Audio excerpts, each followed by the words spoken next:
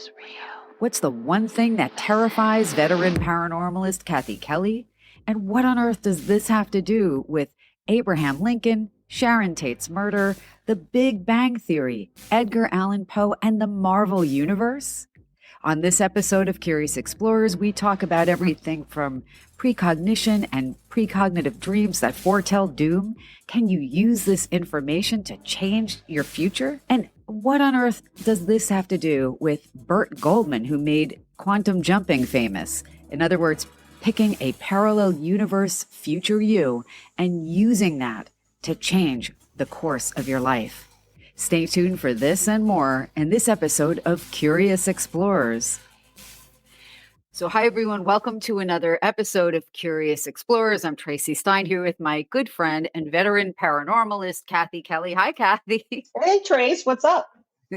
Well, I am excited to hear all about your travels. You've been on the road quite a bit, checking out a whole bunch of stuff. I'm laughing because I'm glad I'm not checking it out with you because it's particularly unnerving and spooky, but I want to hear all about your journey.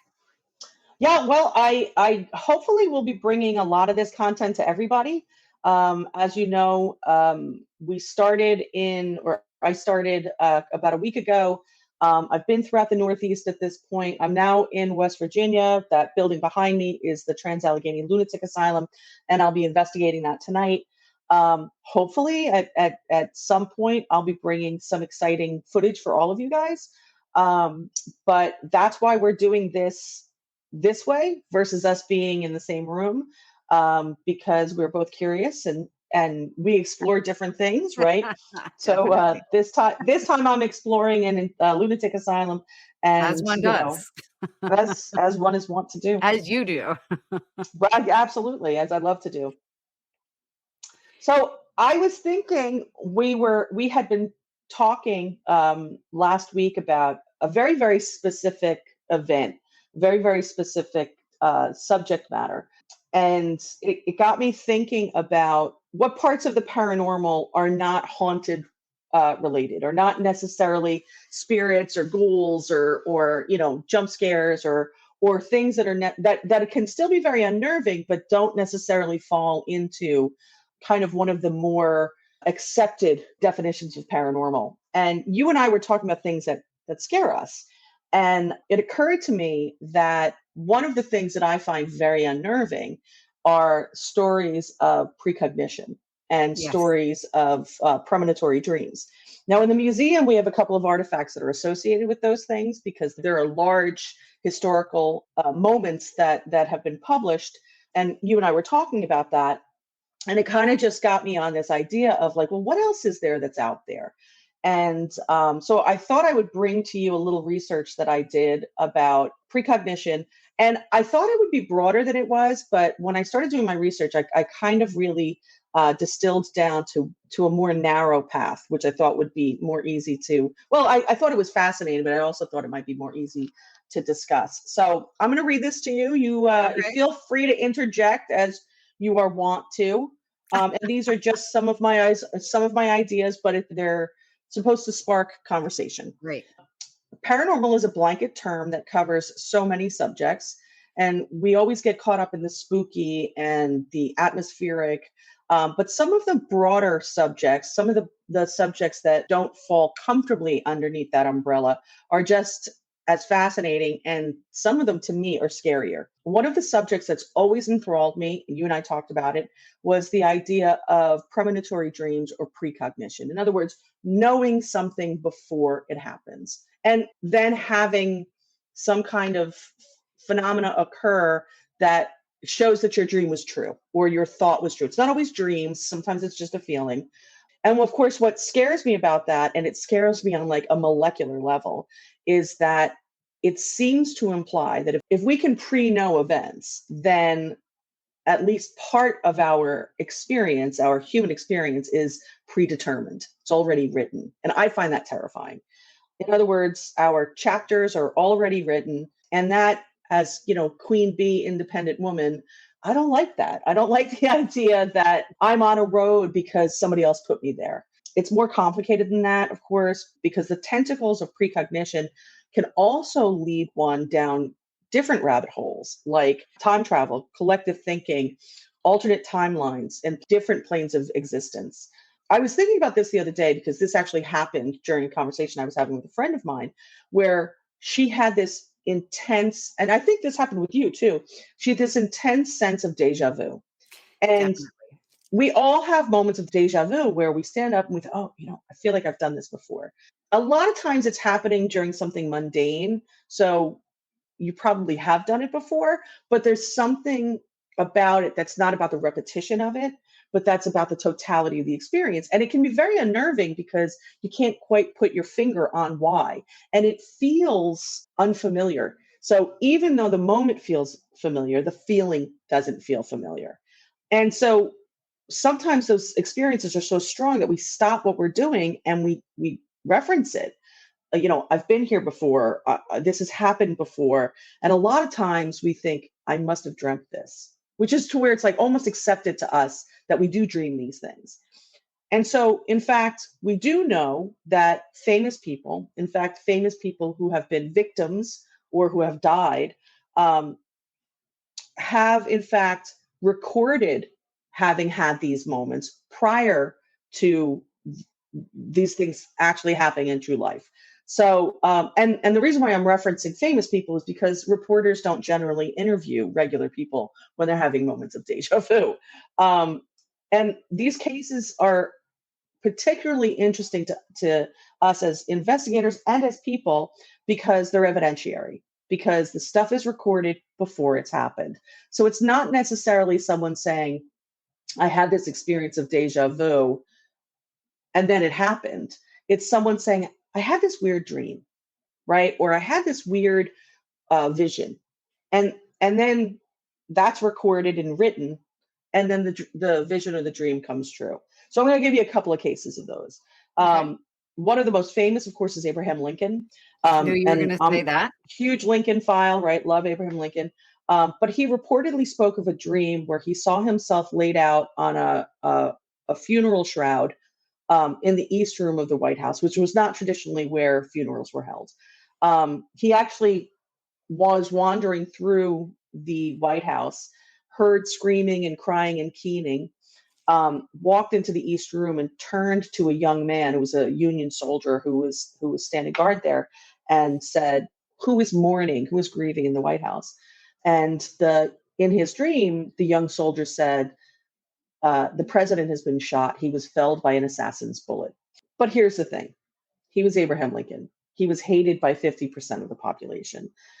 He had a stack of letters in his desk that was essentially people promising his death, swearing they were going to assassinate him. So he knew that this was a possibility, if not an inevitability, right? So it's probably not out of the realm of possibility that he would have dreamt that. But then there's another story that, as I was researching, I came up with. And this is about someone that you and I have actually talked about. And this is about Sharon Tate.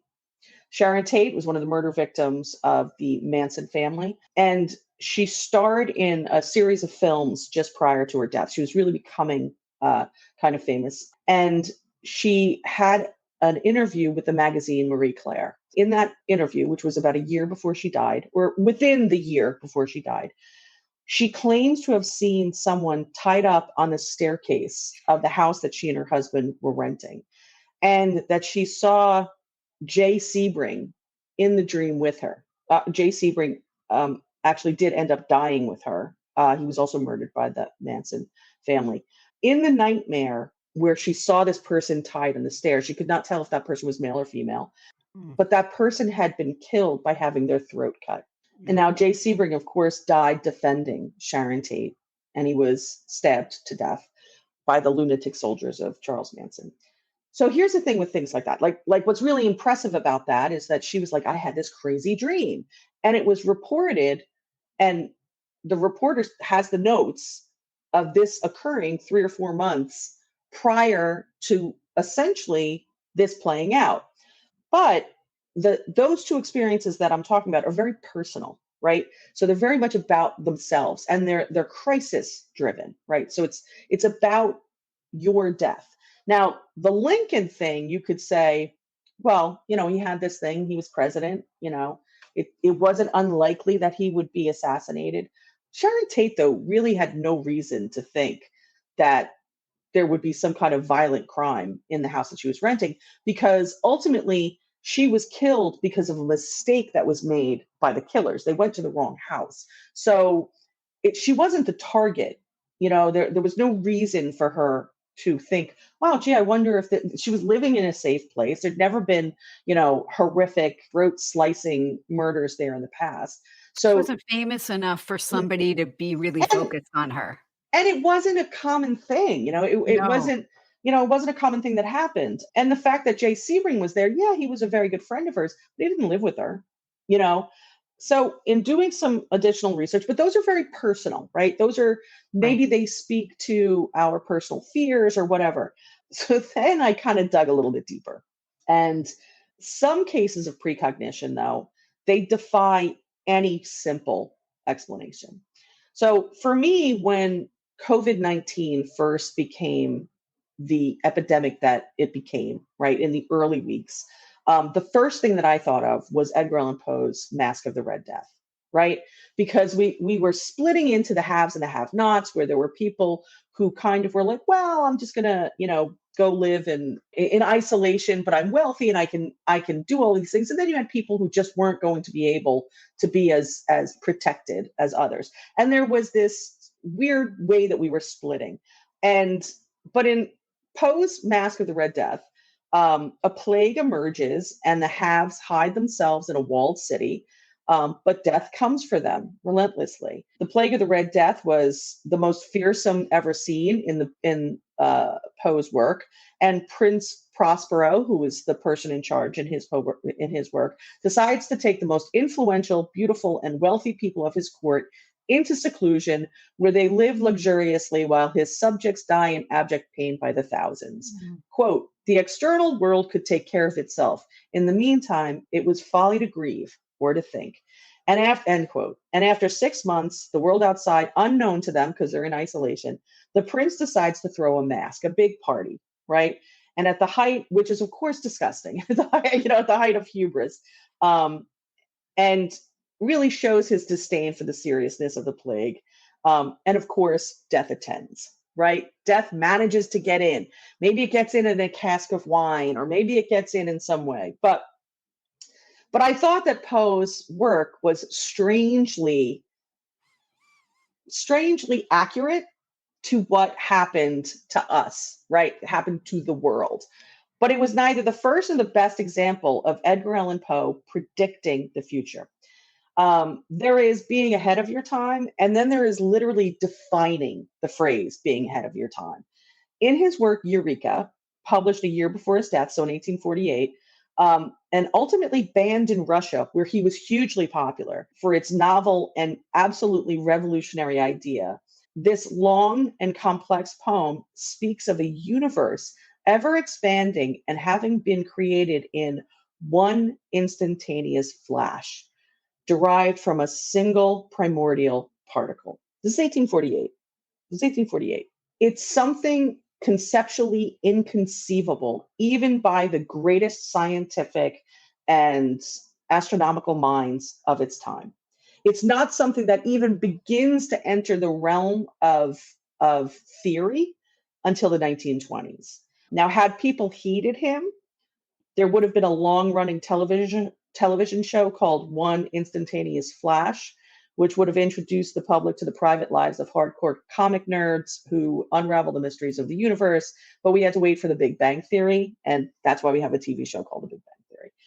So one could hardly be blamed for wondering if Poe was a man from another time, but his ponderings were not always so lofty or universal.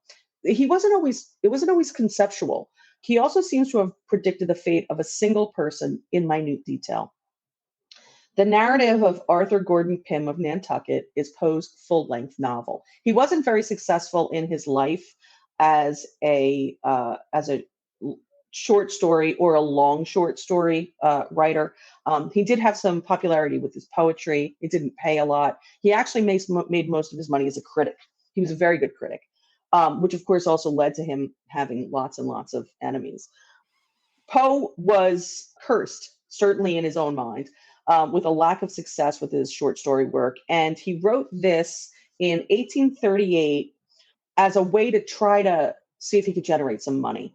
And it's a novel of adventure, but because it's Edgar Allan Poe, it's also very macabre.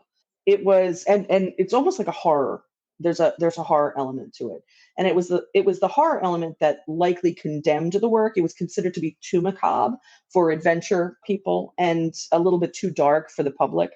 It was not a financial success, but for our purpose, it was uniquely interesting. It's the tale of a young man, Arthur Gordon Pym, who crosses the globe with spectacular good and bad luck. Along the way, he meets with all manner of adventure, including a shipwreck that left him one of four survivors, including a cabin boy named Richard Parker.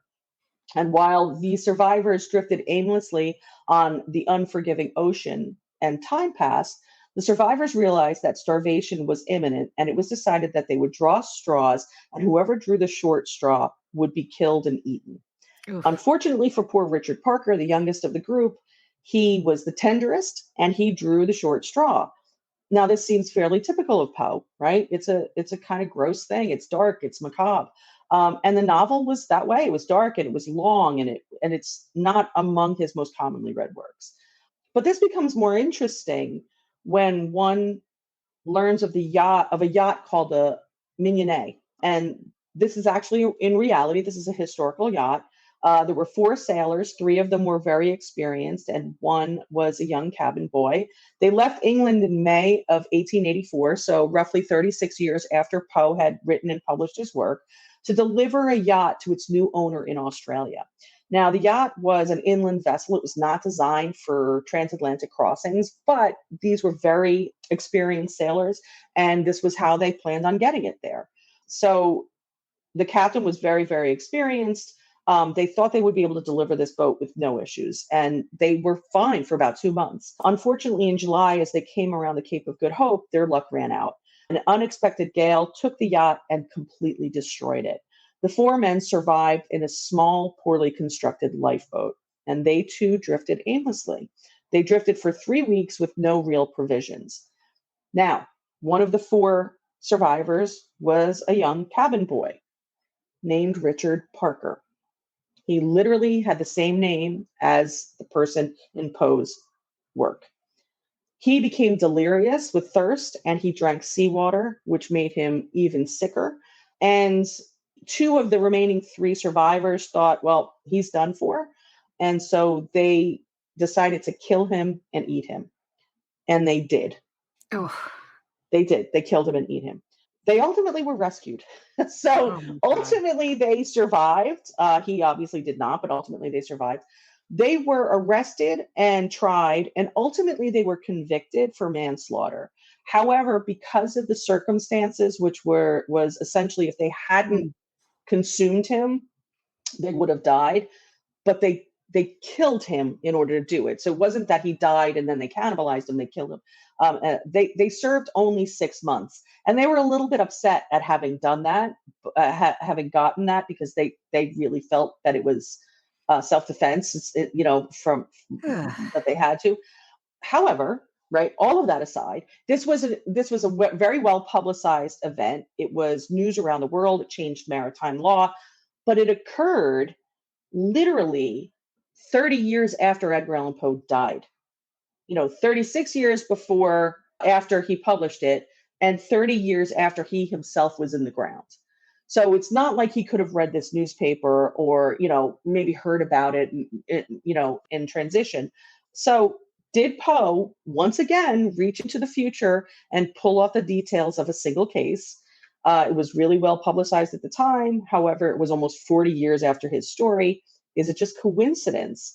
Is it the million monkeys with a million typewriters in a room producing Hamlet theory, right? Which is essentially saying eventually, these things kind of happen. But this seems to me to be strangely beyond chance. I think this is one of those events that happen that I'm not that kind of defy a simple and common explanation. What do you think? So I have all kinds of thoughts, as you might imagine. I'm going to start with what I think somebody who would be misusing the term skeptic and adopting it as their badge, might say, because you and I both know that skeptic just means that you want to see what the evidence is, right? But not that no matter what it is, you won't believe it. So I could imagine and to me, this is so far-fetched, because the likelihood that these sailors had read that semi-obscure work by Edgar Allan Poe and then gotten on a boat and unconsciously, because this guy's name was Richard Parker, they're like, oh, we should probably eat him. It's been done before. But there would also have had to have been a shipwreck. There would have also, you know what I mean? So even those things would, to me. So I don't think that, by the way, I don't think that's it. I think time is funny, and I think sometimes there are little breakthroughs, and I don't think time is completely linear. And I think that however that happens, I don't know, but I think psychically we tune into things that are relevant to us and things that are not relevant to us. So we had a bunch of cases there, though, right? So Poe that's my take on the Poe case. Right. Like, but Poe also essentially described the Big Bang Theory. That 60 years, more than that, crazy. 70 years before, and in this work, he talks about black holes. He talks, not only is the Big Bang Theory like the idea that it's one kind of primordial particle in an instant, but he talks about an ever increasing universe, which was not on the radar at the time. And it makes me think of like Van Gogh, how Van Gogh would paint certain imagery, and then later on people were like, well, maybe he actually saw those things, So you have Poe, who was not a scientist, right? He wasn't an astronomer, stepping into something that was so revolutionary that Russia was like, nope, we're not going to talk about that. You know what I mean? Like, we're not going to get into that. And then on top of that, he has multiple that to me is one of those things where maybe you could imagine something, but the discussion is really specific, like one particle, like one, he essentially says Big Bang, So I had the same kind of feeling, and I know there are people who, no matter what, won't buy this, but like when you think about Nostradamus and the things that this series, it's not even just one thing, but the things that he predicted closer to his lifetime and in his lifetime, and the stuff that he predicted hundreds of years beforehand. Like, I think, first of all, I think everybody's psychic to some extent, but everybody's not, everybody can play piano. Not everybody's going to be Chopin or Mozart. Right. I think that there are some people who are wildly tapped in, including to stuff that has some, I think it's also easier to tap into things that have significant emotional So my question would be, but what are they tapping into? Like, is this with the Big Bang, he's looking at this and saying, no, this makes sense to me for the universe, right? Okay. But like, is he tapping into time? Is he stepping forward to a time when people knew that? Is he innately understanding something about the universe that is it the Akashic record? Is it, could be, is it, but I mean, I think for me, that's where I get caught up, where it's like, obviously these things happen. Obviously there's stuff that is not easily explainable, right? I'm going to tell you, just from remote viewing is, as far as I know, the most systematic psychic discipline. It is very structured. It has been tested. It was funded, as you know, by our government for 20 years. So I feel comfortable saying it's testable, that, right? Yes. One of the things people talk about in the remote viewing community is that events that have a significant impact, especially a significant emotional impact or something that is very significant energetic impact, are easier to tune into than things that are kind of, no one would really care about it. So things that are personal, things that would cause an extreme emotional reaction, or things that have like a larger scale significance. And in fact, actually, as an example, if you're going to view, I'm just going to use this as an example, Chernobyl, right? A month before that incredible nuclear disaster, and that's your target, right? Because the target can be that specific. I'm going to tell you right now, almost everybody is going to be drawn not to what happens on that day a month before, but the explosion of that nuclear reactor, Mhm. because that's what draws people. So I think that it would be extremely interesting to think that Edgar Allan Poe was wired to tap into something that's incredibly important, like this discovery, right? Big Mhm. Bang Theory. But it could be not that it's just the facts of it, but that he's tuning into the impact, and the impact, like on so many levels, right? Emotional, scientific, social. I think those things, some people, it's like, it just, there's something their consciousness just taps into. Great Britain has something called the Precognition Bureau, and they created that after a massive event that happens in Wales. And it was the Almford School. A school was destroyed when a slag heap from the local coal mine fell on it, right? And 160 people were killed, 140, 138 of them were children under the age of 12. And these kids had dreams and had essentially said, I'm not afraid to die, or I had an image that this was happening. The thing is, of course, that there had been this giant black slag heap above them their entire lives. So the idea that this mountain of coal refuse might fall probably was something they were somewhat concerned with on a subconscious level. I But guess maybe for they weren't, me, because it had never happened. You know what I mean? It but becomes what like part of the scenery that I'm you don't even I'm notice. just but I think No, I that hear you. when you hear about those, you kind of are like, I get it. I think there are environmental explanations for why they felt that warning, right? Why they felt that, why they kind of were like open to it. But why Um, then? I think it's natural. I don't think it's, so I think that these are all environmental cues that we pick up on different parts of our brains and different parts of our consciousness. But when you're talking about stuff that happens so far ahead and so unrelated, the Richard Yeah. Parker thing gets me. It just gets me Yeah. because it's Yeah. it's almost as if it's happening to show that it's happening. Here you have an incredibly well-known writer, right? Who is not well known in his life. He's not successful in his life. He's not well known. The book's not read in his life.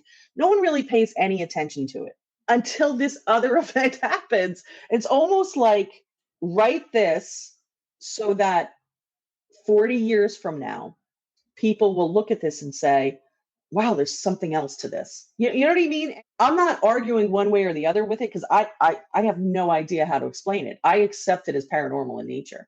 Yeah. I'm It's just not a hard sell for me. Yeah, it's not, not at all. It's not To at all. me, it's what is it? Is it time travel? Is it the string theory? Is it the multiverse?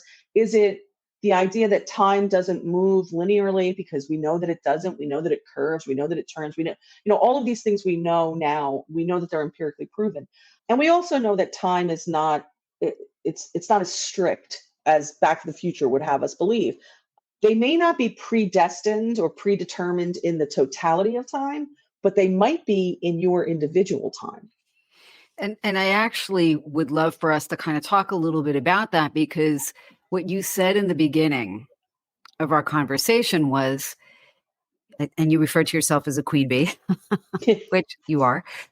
When you said what worries you about the idea of precognitively tapping into something, divining the future, having a moment where the future is very clear in the now, Right. does that mean you don't have free will? And that has come up again and again and again. Remote viewing is not the only discipline, but it's one where, because it's so systematic, I feel like it lends a little more credibility to what I'm going to say. Because I've had this conversation with mediums that I know, and, Hmm. I've done psychic work myself. And sometimes something can be so clear that this is something you are discerning about a future event. Hmm. I think, what I've heard people talk about is certain events are more probable, Right. but, as you get closer to them, maybe they are even more probable. And certain things are possible, and maybe you're going to do something that's going to pull it closer or not. But the reverse is true too, right? If I know that I have a bad feeling about getting on a plane, and in the dream I get on that plane Yeah. and I die, and I change my trip, I Right. don't die on that plane. Right. You know what I'm saying? And that's like I an do. awful I do. example, but it's even something like, there are a million things that we change course on because of a feeling we get that attracts us to something or away from something. We Right. make it more Right. probable or less probable. And that's interesting too, because it's like we're in this kind of stew, or something that's conductive. We're in this kind of primordial stuff of, or psychically primordial stuff that we're picking up on, but encouraged we're encouraged to do that, in certain circumstances, and to lean into the hunch in certain circumstances. As a woman, it's always like, trust your gut, trust your instinct. And then there are certain cases where it's like, no, no, get on the plane. What are you talking about? You're crazy. Don't be You know what I ridiculous. mean? you know, but that's true. I found it as I was doing more research into it and some of the more famous cases. There's a lot out there. And the issue with Nostradamus is that we see his stuff in hindsight. We don't see it necessarily as it's coming up, right? Unfortunately nobody stopped history. They didn't say, well, that sounds an awful lot like it. So that's kind of the problem with, it's like the Nostradamus effect is almost like the Cassandra effect, right? Where it's Yes. like he's out there saying it, but nobody's really listening. But in these cases, these few small cases, even the Sharon Tate, like, that's almost impossible to just throw away. The odds of her meeting the end that she met at the time was Yeah. extremely rare. I mean, like it was almost out of the realm of Horrendous. possibility. And it's all of the things that had to happen in order for that to happen. They were not told to go to that building. They were looking for someone else. She just had Jay Sebring. Did she happen to have those people at the house? Roman Polanski happened to be out of town. All of those things. But then when you learn that she had this dream, a dream that was strong enough that she was like, I'm going to tell this to this national magazine. That's, believe it or not, the thing that really gets me, Me because I too. don't know enough about her to know if she was regularly telling people about her dreams. It's unlikely that sitting with a reporter when you're an up and coming actress, but you're not Hmm. there, Right. especially then, that the Right. thing you are going to tell a reporter is anything negative or frightening. And I'm assuming the reporter was a stranger on top of it. Right. I think it was one of those things where it was like it casually came up in conversation I don't prior know how to that the casually interview. comes up, Well, honestly. maybe they were talking about psychic phenomena. Maybe they're oh, you live there. Oh, this. And I don't think it was a part of the converse. I don't think it was part of the interview, but it was recorded, right? So it's kind of like That's there's a crazy to story. me. That me too. Like, so there's a story about Abraham Lincoln where, and I mean, Abraham Lincoln just has, so many unusual things that have happened around him, where you do feel sometimes that you are at the crossroads of fate and destiny and Yeah, history and all of those things where completely believe you. where he was Completely not going to agree. get out. He was not going to get out of this. But he used to have all of these prophetic dreams where he was well known for going down to the telegraph office when there was going to be a battle and waiting to hear what the results were. And he used to have these dreams, and he would be on this boat. And if he was facing a certain direction, he thought it meant victory. If he was facing another direction, he thought it was defeat. And he would go down and telegraph his generals and be like, "Hey, I think we need to make these." He was very hands on. I think we need to make these changes and whatnot. But the dream that I was telling you about, he actually told it at a dinner party. So the White House was a lot more accessible to people, and it was a big deal to be invited to the White House still, right? So I think it was maybe 3 months before it happened, or 2 months before he was assassinated, and he isn't acting himself, and the people who are in attendance are like, "Hey, what's going on? You seem a little bit off." He's, "Oh, but they wrote about it in their diaries. That's how we know, right?" So they didn't write about it in their diaries afterwards. They wrote about it in their diaries that night. They went home and said, "I had dinner at the White House. The president was in rare form, but then he told us this dream." And what And are the odds of somebody then, the president of the United States at that time, telling telling, people about something so personal and disturbing at these You know, I things mean, that probably I always mean, have some level of formality. he was a person who was likely to do that. He was unlikely to write anything down. He didn't keep a journal. He didn't keep a diary. He's unlikely to write that down. And he was a storyteller. You know, he was a person that was going to share these things. But That's an enough that odd he thing to said share. no. But enough. Well, he also I he wouldn't he tell he people that dream. believed. Oh, Most right, most people. I tell but you. but he did, right. And these people weren't like the people that he had were personal friends, right. So these were people who they weren't dignitaries. However, it's still odd, you know. I mean, it's still very, very strange, and it had annoyed him enough. He'd had it more than once, and that's why he called it strangely annoying. And you know, I mean, he also was supposedly having participating in seances at the White House. There's no real evidence of that.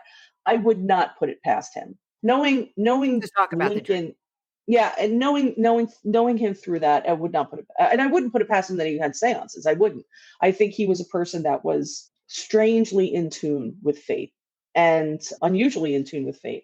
In fact, it's very strange because, and I'm going to go a little off subject, but But at least you're on this telling me, so I can on prep this myself for on this whatever's trip coming on this trip that that you're on that now I'm on here, I stayed at to the well, now I'm at the Trans Allegheny Lunatic Asylum, but the in earlier part of the week I spent in Weston, West Virginia. But in the earlier part of the week, I spent an evening at the Omni Hotel in Boston, and of course, John Wilkes Booth spent an evening at the Omni Hotel in Boston, 8 days prior to killing Abraham Lincoln, and actually went to a shooting range while he was up there. I am often surprised by how Abraham Lincoln shows up in my life. You know how these little threads go through, but I will also say I seek them out. But I thought, you know, I do think it's interesting. You know, we talk about these famous moments because, like I said, people record the events of famous people, but these happen commonly in all of our lives. You know, we all have had those moments where without going to a psychic, without going to a medium, where something has happened where you just say that I can't explain that, it's you know. uncanny. And it is funny because Carl Jung had two prophetic dreams that actually led to him splitting with Freud.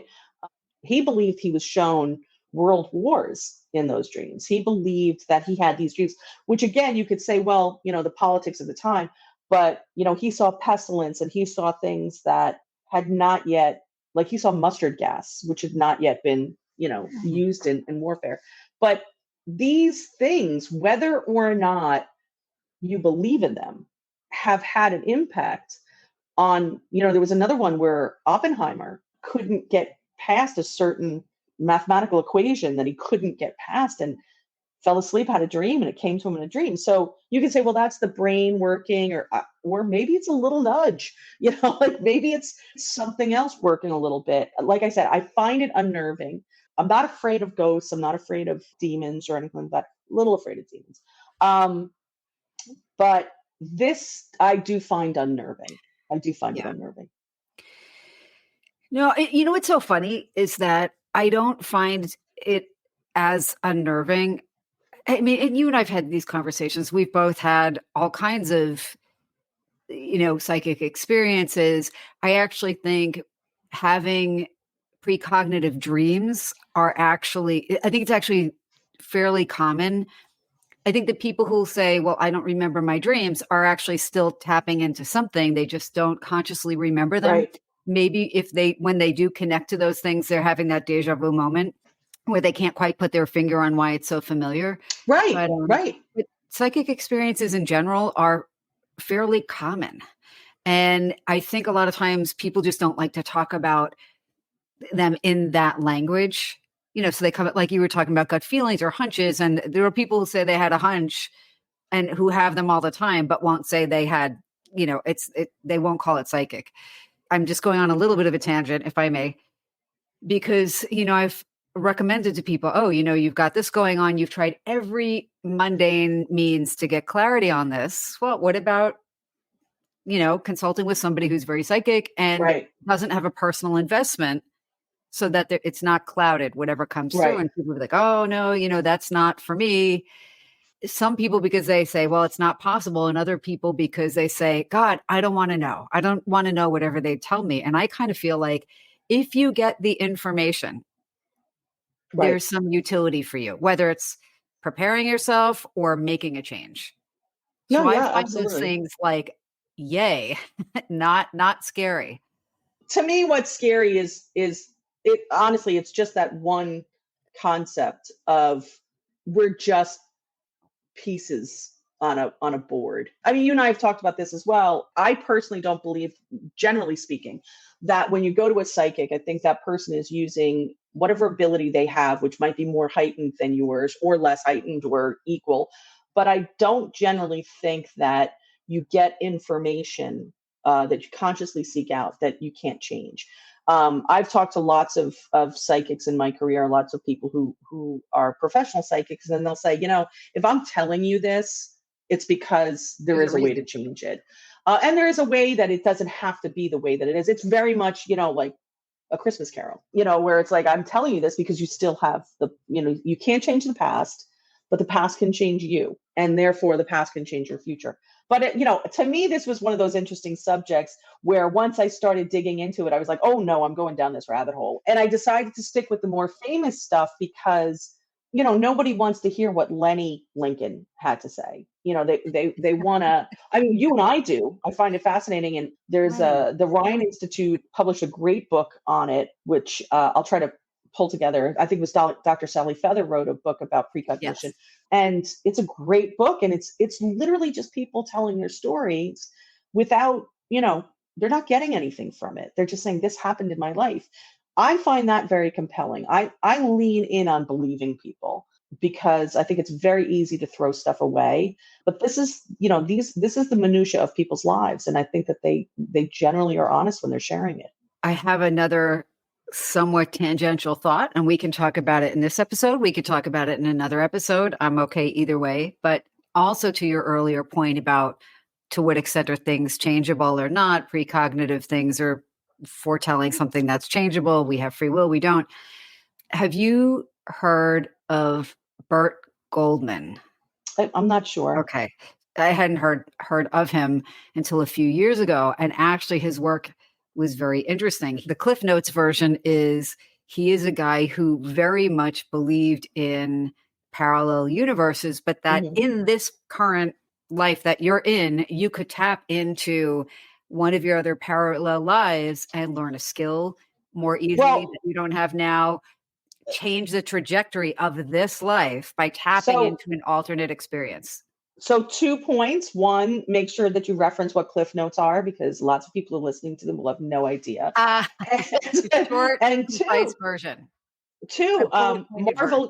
Marvel Universe, they've stepped into a lot of the multiverse in their storytelling, which means that Stan Lee was doing this and was encouraging graphic artists and graphic novelists to do this in the 60s, the 70s, the 80s, where lots of people that were going into scientific theories that were not mainstream at all at the time. But most recently, there was a Scarlet Witch and Doctor Strange too. Literally, that happens in it, where spoiler alert, where they're attempting to defeat what we would call a big monster. And in order to be able to do that, they have to step into alternate universes, which are not the same as modern as their own universe, but allows them to learn new things and allows them the opportunity to explore other things and to become more skillful to then step back into their timeline. And I was watching a TV show the other night where it takes place in 1987, and there's an attorney, and he's sitting down to do something, and he's at a typewriter, and how technology from 1987, which was high school for me, to now has grown to where we no longer fear technology. We lean into technology so much, where in the early 90s, if you talked about life on other planets or something like that, you were seen as a lunatic. Whereas now it's, if you make the claim that there isn't life on other planets, people are like, you're nuts, because our concept of the universe has become so expanded and so, so fluid and so broad that pop culture is incorporating those ideas in a way that for the average viewer now, it just makes sense. It's just like that's theory, but it makes sense. And I And think that that's remarkable. yeah, absolutely. It's always so interesting to me when things come into the entertainment realm that some people say, oh, well, that's just the Marvel universe. And somebody else will say, well, no, that maybe they're talking about this and they've just made it into this intriguing series. I mean, Burt Goldman had worked with Jose Silva and collaborated Right. with him.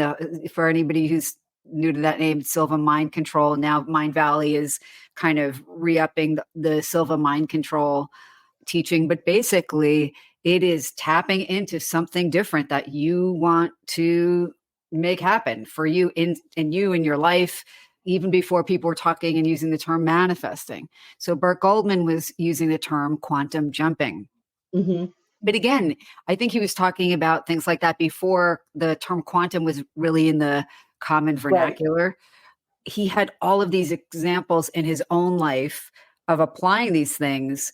And, even in his 80s, becoming a successful photographer, becoming a successful singer, all these things that he had not done previously because, according to him, he had journeyed to these parallel lives. And so I'm going to look into that. What's interesting is there are probably an infinite number of other things that, if we believe that that's true, that you can also change for the better, right? Like what path you want to take.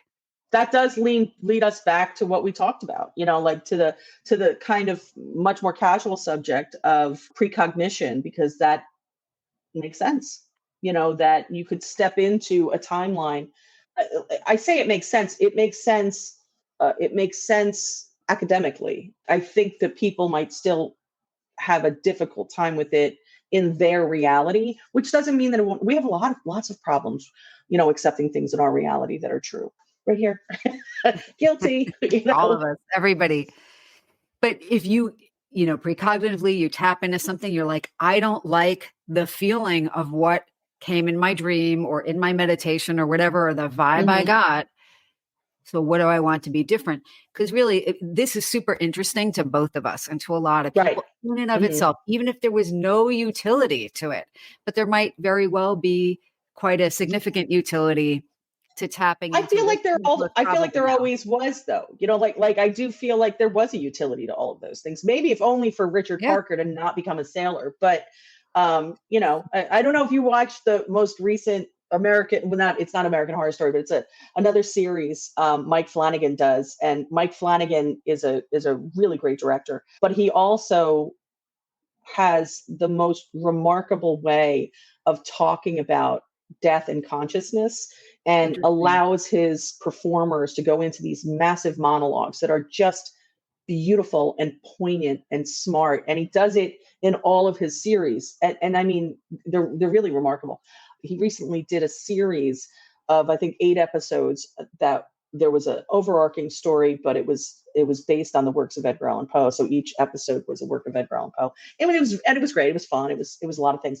But Arthur Pym is a character in it, and he's a lawyer, but at one point, one of his great throwaway lines is he's walking out and he turns around to his assistant and he goes, do me a favor, call Richard Parker. I'm having him for dinner and I'm going to be late. And it was just one of those things that was so perfect and so clever and so smart. But it's like people who watch The Simpsons get all the references. Kathy, you get all the references. Meanwhile, 98% of the watchers are like, okay. I remember watching that and just being like, and I love, I thought it was phenomenal. But, we could probably talk about this subject for hours and hours and hours, but I felt like it was going to be a good one, because there are lots of levels to it. There's the like, holy crap, that's cool level to it. And then there's the this is just a layer of the onion. This is just us pulling back and seeing a little bit more about ourselves in it. So I enjoyed having this conversation with you. I enjoyed having this conversation with you, Kathy. I have to steel myself for a night in a lunatic asylum.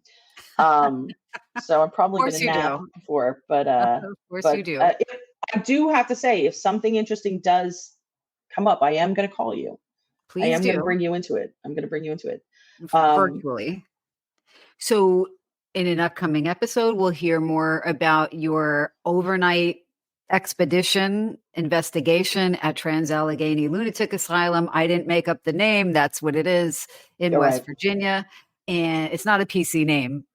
Just We'll kind of talk about that too. we'll talk When we about do, that. when I pull, when we get this together and we get to the other side of it, because I have investigated this place before. And so I kind of have an idea of where I'm going to be spending my time. But we're Awesome. going to talk about that. And we're going to talk about just the fact of what I'm doing here, how it actually impacts the paranormal activity of a massive location like this. Absolutely. So everybody should stay tuned for next Yes, time. We're going to hear absolutely. the incredible recap. I'm glad that I will be hearing it through Remotely. my computer or secondhand. So this has been an episode of Curious Explorers with my fabulous co-host Kathy Kelly, proprietress and founder of the Paranormal Museum in Asbury Park. I'm Tracy Stein. As always, so great to be with you, and we'll see you next time. Happy exploring. Happy exploring. Stay tuned for next week's episode of Curious Explorers, where we not only dive a little deeper into precognition and whether you can accurately predict the future, but we talk about retrocausation, otherwise known as retrocausality. Can you do something in the future to change the past or affect it in some way? You might be surprised, but there's some evidence to suggest that maybe we can. And if you enjoyed this episode or any other, please remember to like, share, follow, leave us a comment. It helps us continue bringing more spooky and intriguing content to you. Follow us on all your favorite social media apps at Curious Explorers Show. And give a shout out to Kathy and to me, Tracy. We love to hear from you. Until next time, see you then.